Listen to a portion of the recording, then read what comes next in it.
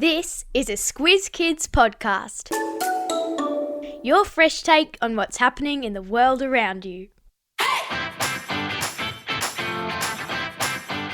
Each week we give the world globe a spin and see where we land. Then we take the kids of Australia on an audio excursion to visit that country and its people.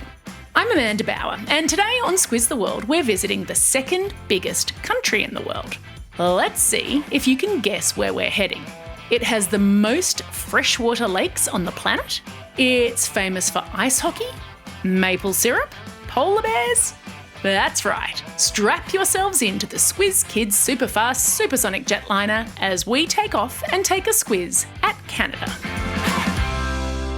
Just the facts. Canada spreads out over almost 10 million square kilometres, reaching from the northern border of the USA right up to the Arctic Circle. About 35 million people live in Canada, and 9/10 of the population, meaning 9 out of every 10 Canadians, live within 160 kilometres of that border with the United States. That's a pretty skinny strip in the south of a big country. In contrast, about 200,000 people live in the massive 40% of Canada that's up in the Arctic Circle, along with most of the world's polar bears.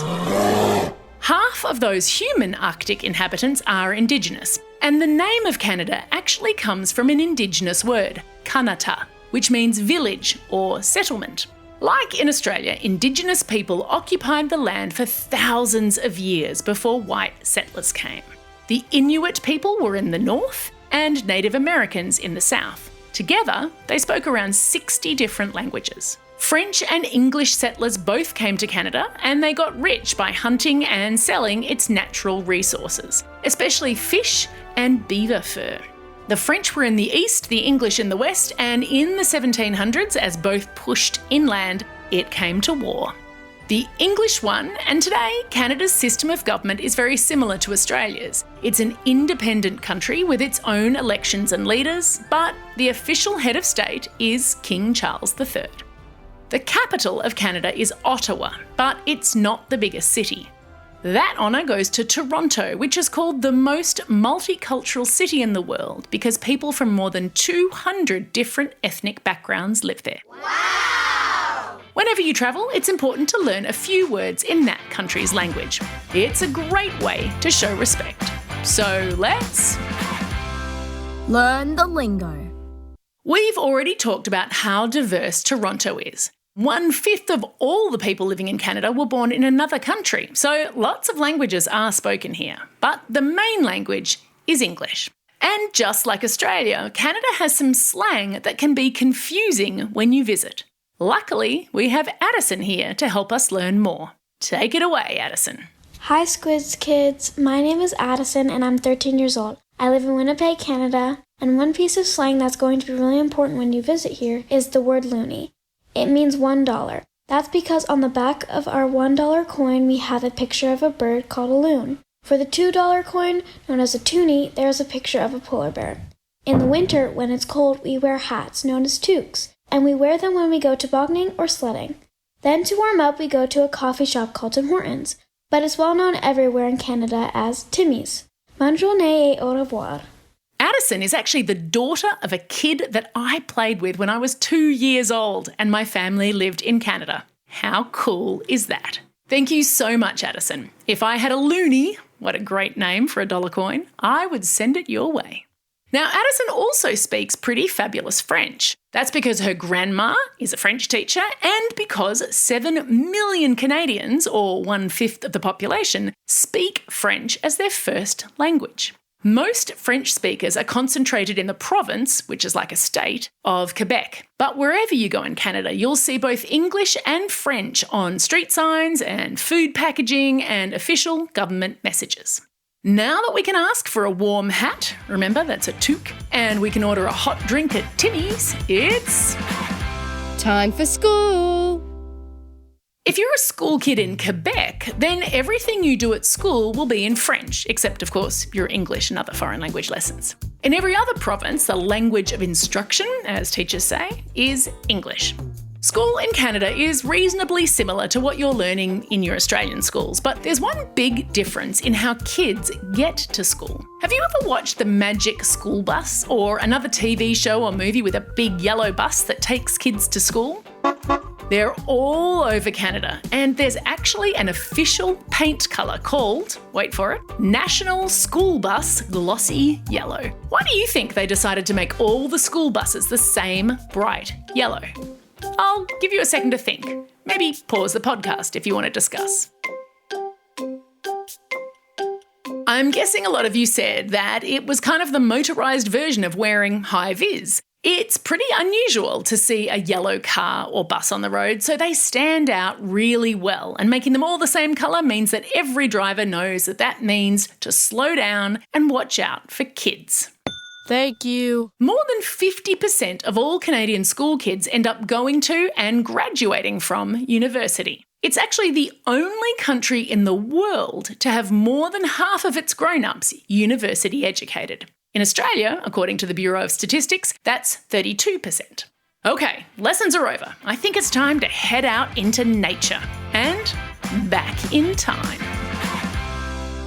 Time travel. We're heading back.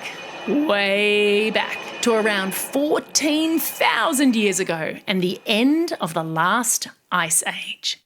The massive sheets of ice that have been covering Canada are melting, and underneath them are huge basins that glaciers have carved into the land. Now they're filling up with what's called meltwater, and they're forming enormous freshwater lakes. Fast forward to today, and Canada has 2 million freshwater lakes, more than anywhere else in the world. The 5 Great Lakes of Canada contain 21% of the world's surface freshwater. Isn't that incredible? 1/5 of the world's freshwater in just 5 lakes.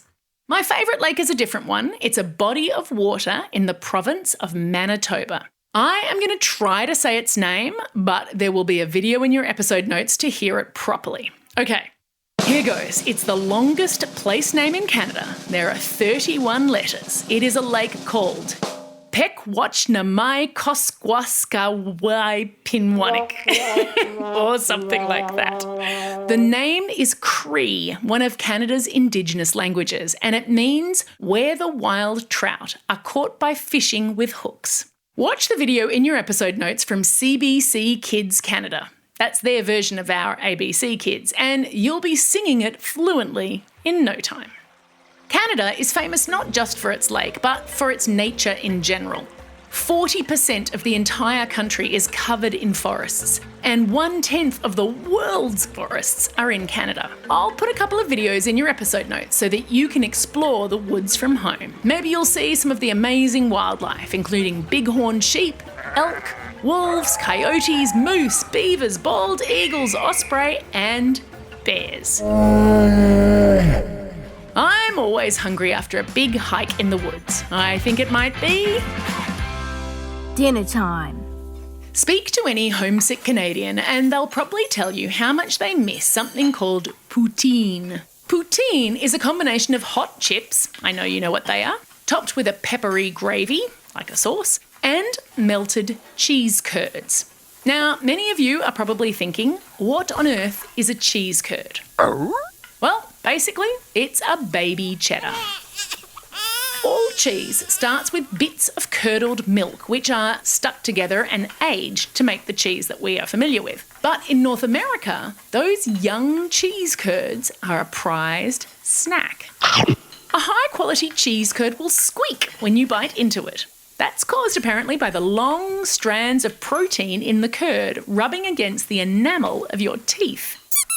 I've put a recipe in your episode notes for a traditional poutine, and if you can't find cheese curds, they recommend a really good quality hard mozzarella. They also would like to remind you that while eating regular hot chips with your fingers is just fine, chips covered in gravy and melty cheese definitely require a fork. Enjoy.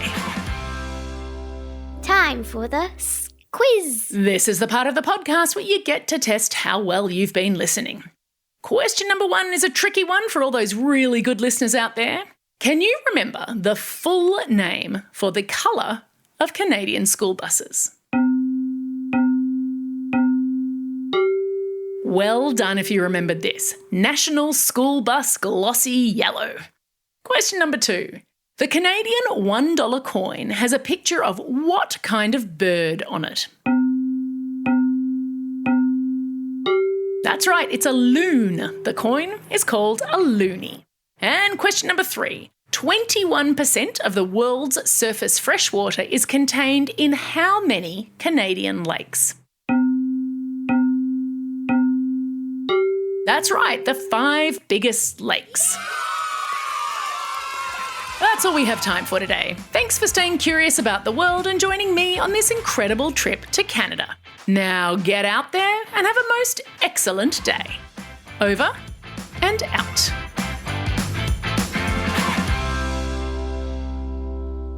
These episodes are edited and engineered by Carter Quinn.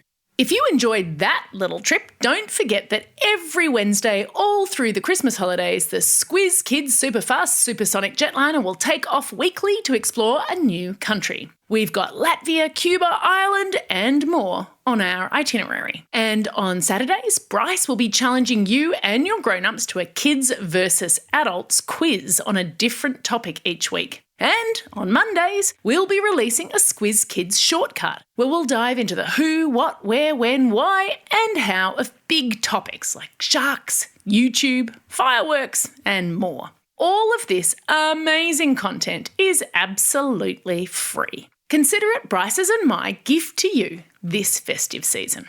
And if you just can't get enough, don't forget about Newshounds, our brand new media literacy program for primary school kids. Your chance to join Squizzy the Newshound as he sniffs out the truth on the internet. If you're keen to know more, head to www.squizkids.com.au. And of course, if this is the first time you've come across us, Squiz Kids Today is a free daily news podcast during the school term, a kid-friendly take on the big news headlines, and we're available wherever you get your podcasts or on our website, squizkids.com.au.